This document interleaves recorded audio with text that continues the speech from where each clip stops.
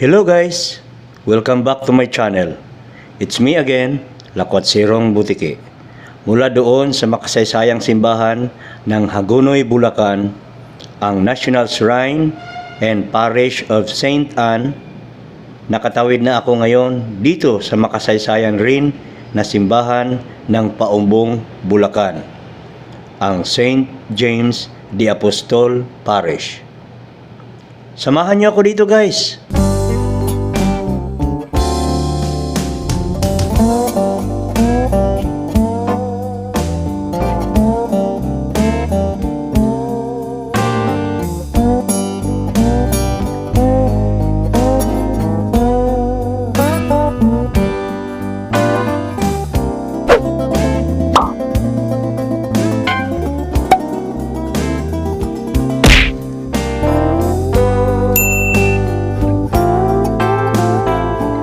Paombong, Bulacan is known as the vinegar capital of the Philippines due to its famous sukang paombong made from nipa sap, which is very popular in the country. It is also in this town that the historic St. James the Apostol Parish is located, where the folks of Paombong have a great devotion to their two patron saints, St. James the Great, the town's patron, and Nuestra Señora de la Consolación y Curia, the town's queen and patroness.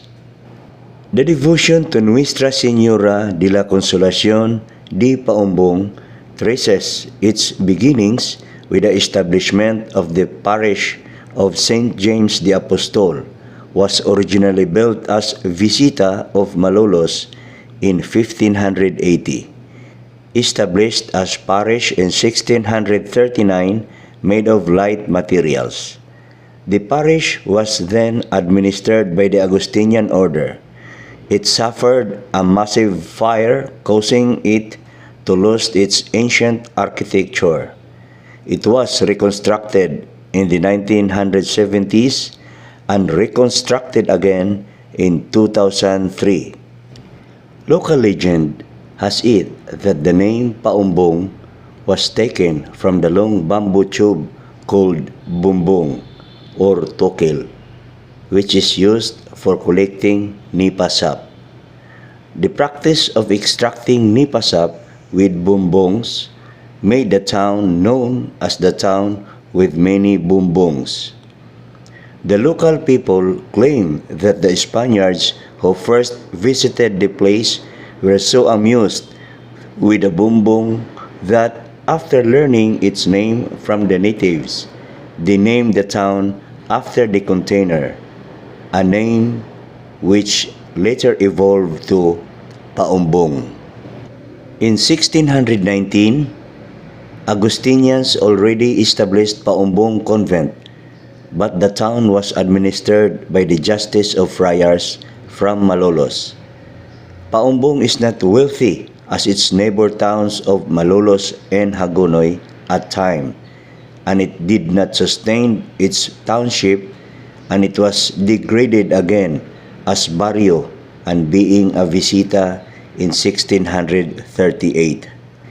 In 1639, Paombong was turned over to the town of Kalumpit from its mother town Malolos, and in 1649 it was returned again to Malolos, but on November 28, 1650, it was finally given its own civil government, establishing Paombong its full township with Don Agustin Mananghaya as its first gobernador silio. In the middle of 1750s, Paombong grew into a modest community from what was once a Kogon land inhabited by a handful of Tagalogs as its first gobernador silio. During the revolution against Spain, Paombong's coastal area, more specifically barangays Masokol and Binacod, played a significant role in Philippine history being known encounter sites between Spanish soldiers and Katipuneros. Malulinyo General Isidoro Matanglawin Torres used to retreat with his troops to Barangay Masokol and Barangay Binacod to avoid the advancing Spanish forces. In the latter village, he organized the Katipunan Militia of Paombong.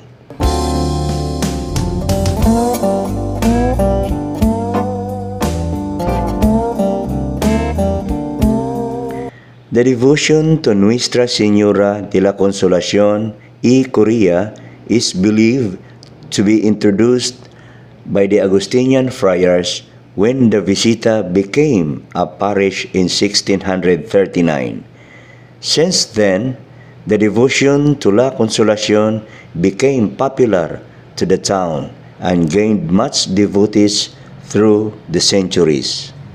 In 1988, the Blessed Virgin Mary as Nuestra Señora de la Consolación y Curia was proclaimed as the secondary patroness or Patronang Pandangal of Paombong, Bulacan, and the devotion was further strengthened at that time. With this proclamation, with the permission from the Archbishop of Manila, the Cofradia de la Nuestra Señora de la Consolación y Curia, based in San Agustin Church in Intramuros, was established in Paombong to further strengthen the devotion to La Consolación in 1974. The feast of Nuestra Señora de la Consolación y Curia de Paombong is celebrated every first Sunday of September. Since the establishment of the Cofradia dedicated to Our Lady of Consolación, the devotion grew in the course of years. However, the devotion faced a decline with the death of most of the Cofradia's members.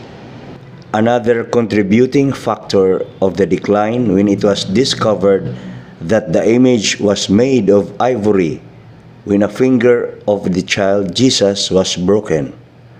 Out of fear of thief and for safekeeping measures, the image was kept in a well-guarded glass altar vault, and it remained there for decades up to this day. To compensate, a replica was commissioned for processions and other parish functions. Though the safekeeping measure is understandable, the devotees felt that there was a wall that separated them with their patroness, which led to the waning of the devotion.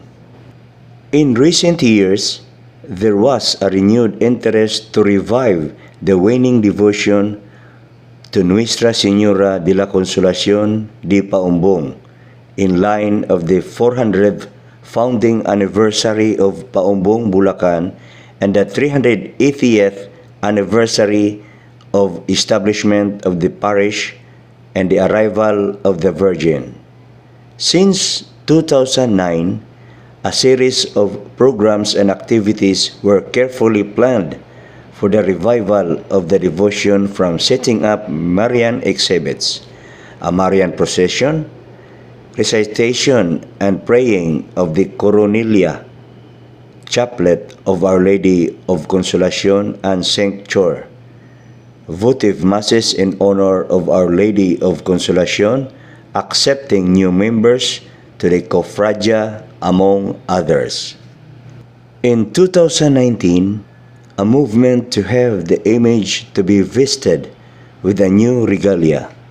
She wore the same vestment for decades, gained much momentum that would eventually lead to the reintroduction of the original image of Nuestra Señora de la Consolación y Curia de Paombong to general public and the Marian devotees nationwide. The much-awaited event took place on December 28, 2019, Feast of the Holy Innocents. With these efforts to revive the devotion to Nuestra Señora de la Consolación y Curia de Paombong by her devotees, it can be said that work has just begun and it gaining momentum at this point. Let us all pray that the devotion would flourish once again and once again enjoy acclaim and a renewed devotion to the Blessed Mother as the Lady of Consolation who guided and protected Paombong since her enthronement. Nuestra Señora de la Consolación y Curia de Paombong, pray for us.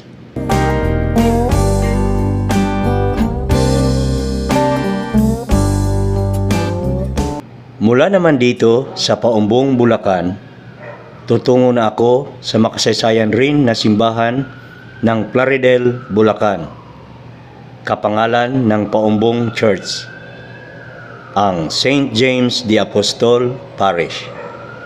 Abangan niyo ako doon, guys! Bye-bye!